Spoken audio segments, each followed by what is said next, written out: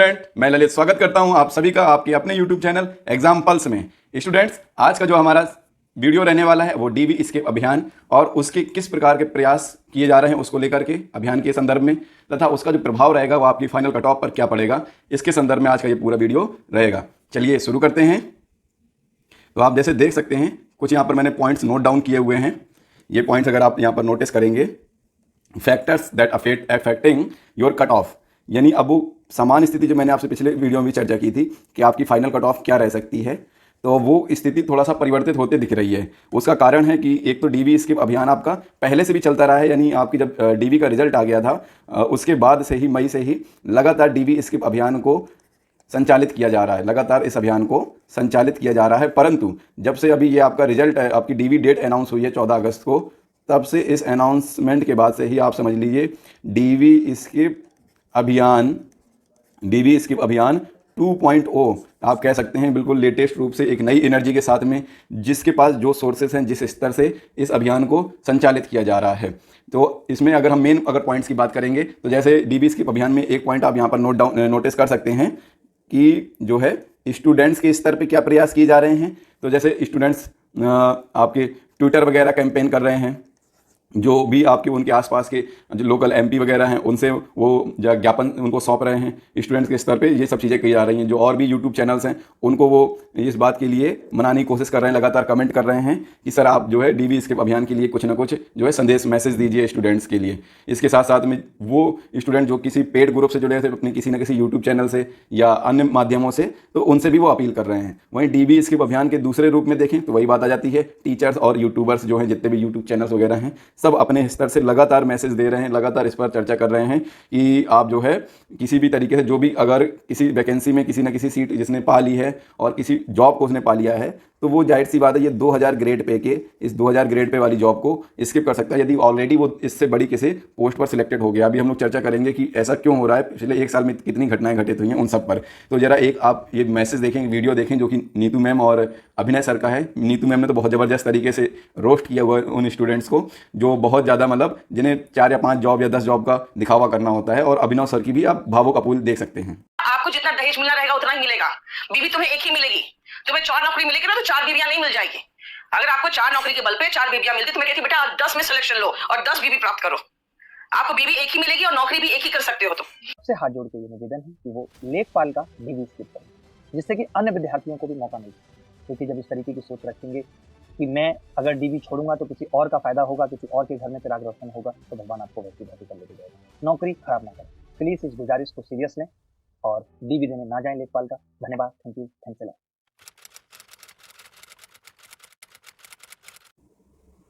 तो इस प्रकार आपने देखा कि एक बहुत ही प्यारा सा मैसेज दिया हुआ है अभिनय सर ने भी। तो इसके बाद यदि हम लोग चर्चा करें तो आपका ये मेन पॉइंट आ जाता है संदिग्ध छात्र वाला, यानी ये भी एक स्थिति है जो आपकी कट ऑफ को किसी न किसी प्रकार से अफेक्टेड करेगा। अगर इनमें से 15 के 15,000 छात्र भी अगर आपकी डीवी में पार्टिसिपेट करने मान लीजिए आते हैं, तो आपकी डीवी के पहले दिन से ही ये डिसाइडेड होने लगेगा कि एसटीएफ कितना एक्टिवेट है और वो किस तरह के स्टूडेंट्स को पकड़ रही है। ये आप मान के चलिए कि कुछ ना कुछ इसमें छात्र ऐसे होंगे जो आपके डीवी कराने तो आएंगे ही, फिर इनमें से कुछ पकड़े भी जाएंगे और कुछ हो सकता है बच भी जाएं। तो आपका ये भी जो फैक्टर है संदिग्ध छात्रों वाला आपकी डीवी को अफेक्ट करेगा। इसके साथ साथ में ये आपके अन्य बिंदु हैं जो इस वर्ष हुई घटनाओं पर आधारित हैं। जैसे आपका लोअर पीसीएस की वैकेंसी की बात की जाए, यानी आपका जो अगर लेखपाल के संदर्भ में मैं चर्चा करता हूं तो 31 जुलाई 2022 को ये एग्ज़ाम कंडक्ट हुआ आपका।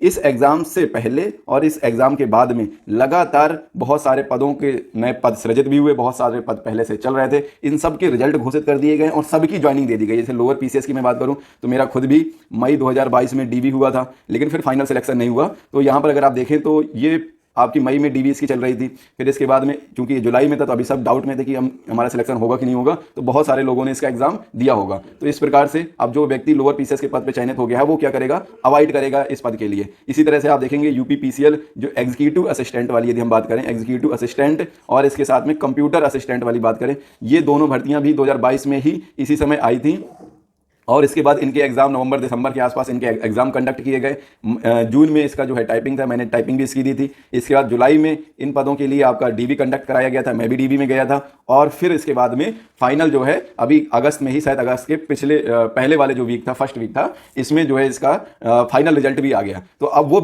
स्टूडेंट जो और इसमें सिलेक्टेड हो गए हैं, ये खुद भी शायद 2800 ग्रेड पे की जॉब है, तो इस कारण से और एक अच्छी और होम टाउन वाली जॉब है, जो यूपी के बच्चे हैं उनको होम टाउन ही मिल जाएगा, मतलब यूपी ही मिल जाएगा और यूपी में भी आसपास जगह ही मिल जाएगी। तो इस कारण से इसमें पूरी संभावनाएं बनती हैं कि ऐसे स्टूडेंट जो होंगे वो अवॉइड करेंगे। नेक्स्ट देखें तो यूपीएसआई भी सेम चीज़ है, काफ़ी टाइम से चल रही थी, लेकिन इसका जो सारी फाइनल प्रोसेस हुई, यानी मई में जो है इसमें आपकी फिजिकल हुआ, फिजिकल के साथ में ही आपका डीवी का प्रोसेस भी हुआ, तो ये भी मैं देने गया था मई में ही। आपकी मेरा जो लोअर पीसीएस और यूपीएसआई दोनों का डीवी डेट सेम था और साथ साथ में उसी दिन मेरा फिजिकल भी था।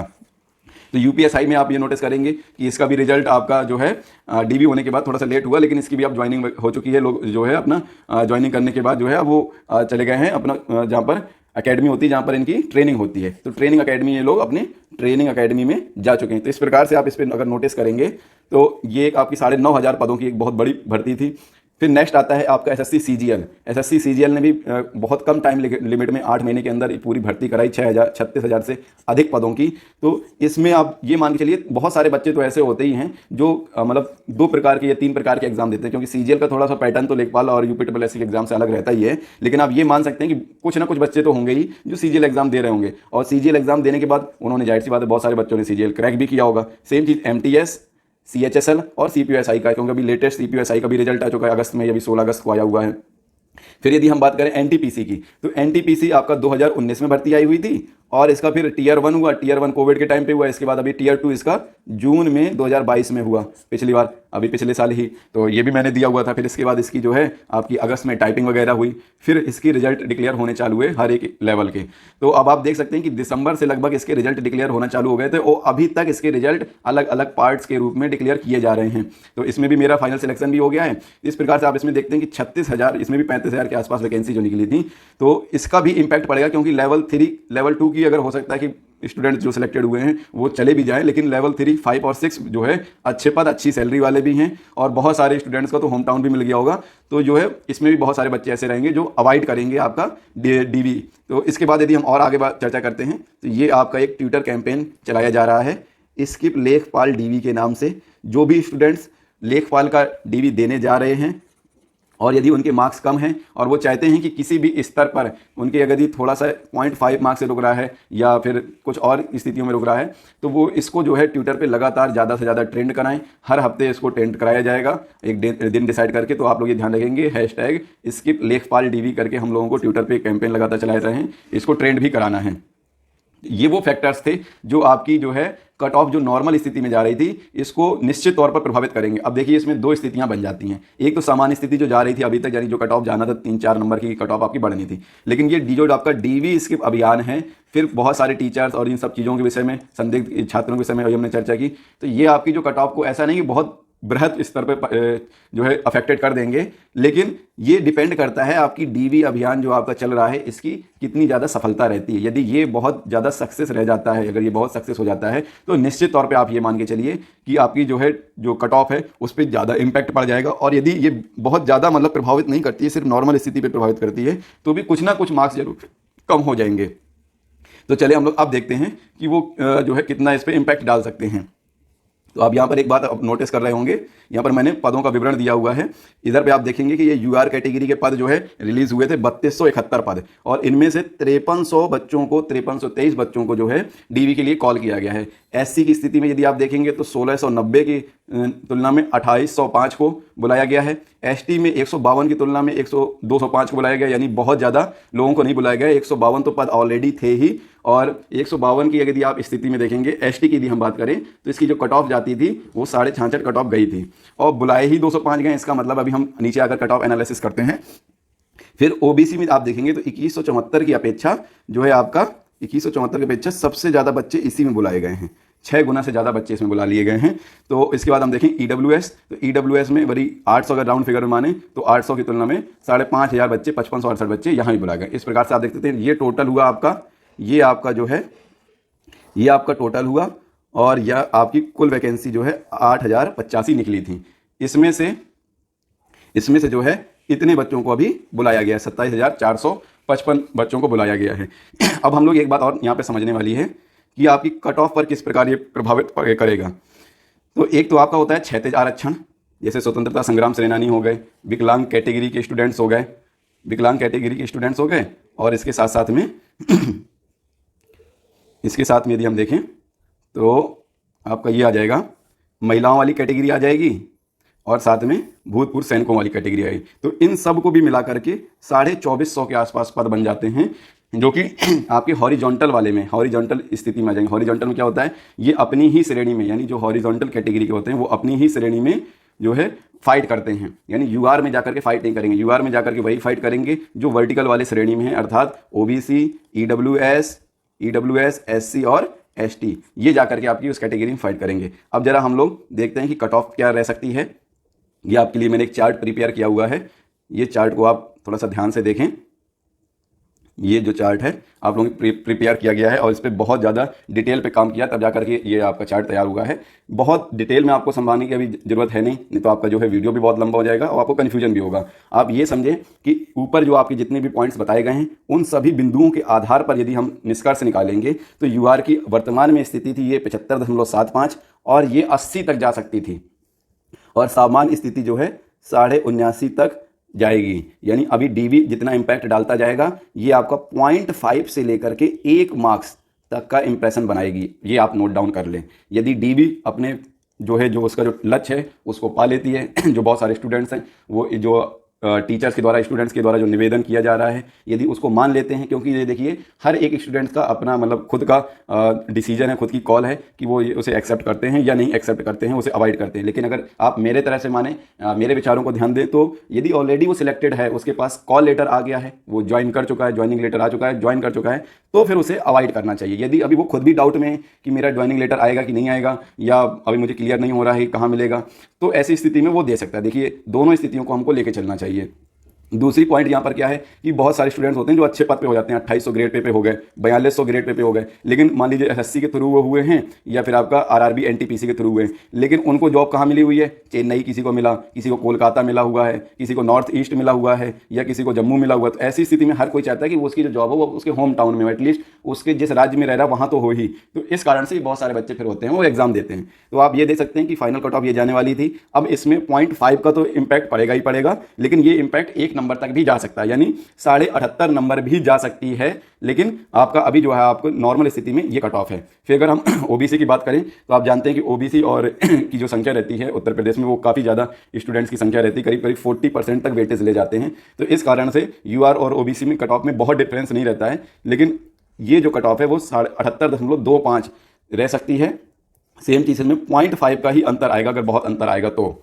फिर इसके बाद यदि हम बात करते हैं ईडब्ल्यूएस की, तो ईडब्ल्यूएस में 75.75 आपकी कट ऑफ गई थी नॉर्मल स्थिति में, और जो फाइनल कट ऑफ जा सकती है वो 77.75। सेम चीज़ यहाँ पर भी 0.5 तक का डिफरेंस आ सकता है। इसके बाद यदि हम करें एससी की, तो चूंकि उत्तर प्रदेश जो है एससी बहुल है, मतलब यहाँ पे एससी की पॉपुलेशन काफ़ी ज़्यादा है एसटी की तुलना में, इसलिए यहाँ पर जो है कट ऑफ भी ज़्यादा जाती है। तो आप देख सकते हैं कि 73.75 तो आपकी गई थी जब डीबी के लिए बुलाया गया है, और जब ये आपके फाइनल रिजल्ट आएगा तो 75 के अप्रॉक्स जा सकती है।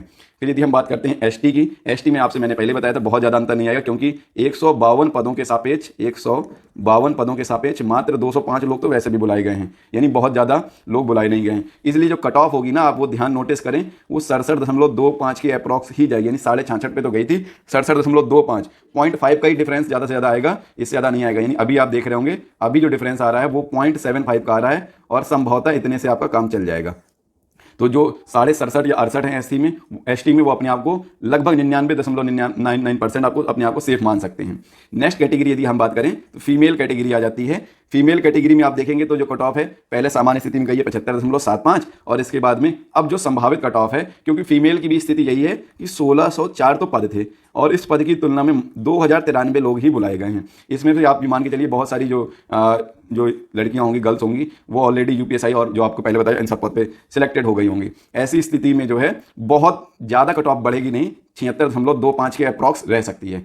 फिर यदि हम बात करते हैं पीएच देखिए आपके करीब करीब 4680 बच्चे, यानी राउंड फिगर में देखें तो 4700 के आसपास लोग बुलाए गए। और वो कौन है, जिनके 0 से 1 कुछ भी नंबर ज़्यादा है, यानी 0.1 नंबर भी ज़्यादा है, 0 से 0.1 नंबर भी यदि उनका ज़्यादा है तो आपको वो बच्चे बुला लिए गए हैं। जिनका जो है अगर 0 से जो है उनका 0.1 भी ज़्यादा है तो उनको बुला लिया गया है। इस स्थिति में आप देख सकते हैं कि इनकी जो कट ऑफ जाने की संभावना है, जो मुझे लगता है, जो सारी चीज़ों को मैंने देखा हुआ है, पैट में कितने लोग बैठे थे, इसके बाद में लेखपाल के एग्ज़ाम के लिए कितने बुलाए गए, इन सभी आधारों पर निष्कर्ष निकाला है तो करीब 65 के अप्रॉक्स कट ऑफ जा सकती है। तो ये था आपका कट ऑफ पे क्या प्रभाव रहेगा डीवी का, और कट ऑफ का एनालिसिस था जो कि आरटीआई का जो रिप्लाई आया था कि किस पद के लिए कितने बच्चे बुलाए गए हैं, इन सब आधार। इस वीडियो को ज़्यादा से ज़्यादा ग्रुप व स्टूडेंट के साथ शेयर करिए ताकि ये मैसेज सभी स्टूडेंट्स तक पहुंच सके। लेटेस्ट न्यूज़ हेतु चैनल को सब्सक्राइब कर लीजिए। Thanks for watching this video.